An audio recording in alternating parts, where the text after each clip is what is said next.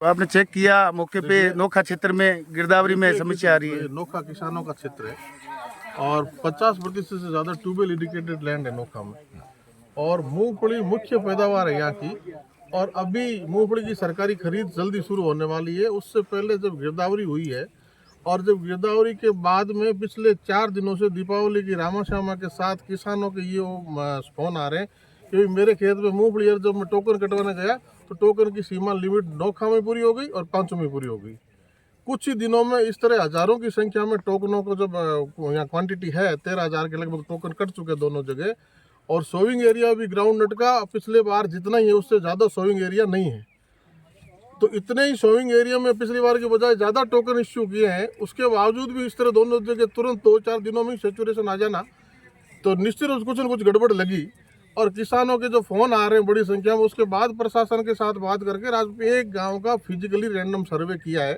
प्रशासन के एसडीएम साहब, यहाँ के तहसीलदार, यहाँ के गिरदावर को साथ लेके जब हमने 5-7 जगह देखा है, तो 2 तरह की बड़ी गड़बड़ियाँ यहाँ सामने आई है कि भी जिस खेत में ग्राउंड नट है, जिस खेत में मूंगफली है, उस खेत को गिरदावरी में बारह नहीं बता दिया गया। काश्तकार जब अपना टोकन कटवाने गया तो कहा कि तुम्हारे खेत में तो ट्यूबवेल ही नहीं है और सीमाएं पूरी हो गई है, टोकन कट नहीं सकता। इसी तरह दूसरी एक चीज़ और सामने आई कि जहाँ बारानी खेत है, जहाँ ग्वार है, बाजरा है, वहाँ मूंगफली बताई गई है। तो ये सारा सर्वे आज प्रशासन ने अपनी आंखों से देख लिया।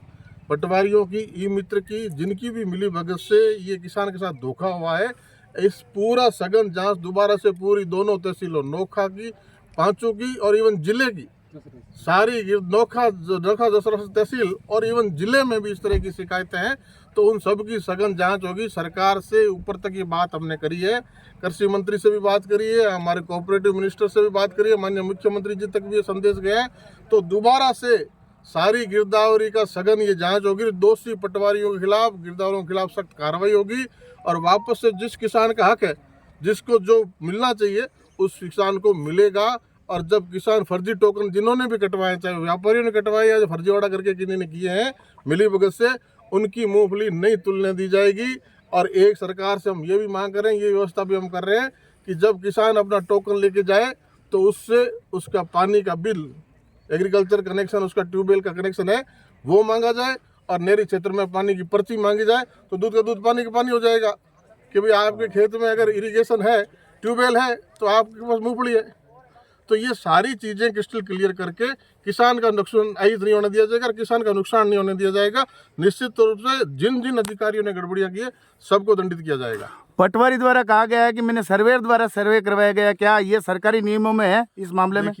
ये भी बड़ा आरोप लगाया आज। जब गिरदावरी कोई लेट लतीफ पटवारी होता है, कोई ढीला आदमी होता है और वो गिरदावरी का जो सही समय पे पूरी नहीं कर पाता है, तो कहीं अगर 90% उसने कर लिया है और कार्यादि की वजह से अगर कोई 10% बच गया तो वहाँ वो सर्वेयर की मदद ले सकता है। लेकिन यहाँ फील्ड पे आके तो देखा इन्होंने 30% खुद नहीं किया, सर्वेयर ने किया। तो ये जस्टिफाइड नहीं है। ऐसे कहने से कोई अपने जिम्मेदारी से बच नहीं सकता, चाहे वो पटवारी हो, चाहे गिरदावर हो, चाहे तहसीलदार हो, कोई अपनी जिम्मेदारी से नहीं बच सकता। जिम्मेदार की जिम्मेदारी तय होगी और किसान का नुकसान नहीं होने दिया जाएगा। धन्यवाद।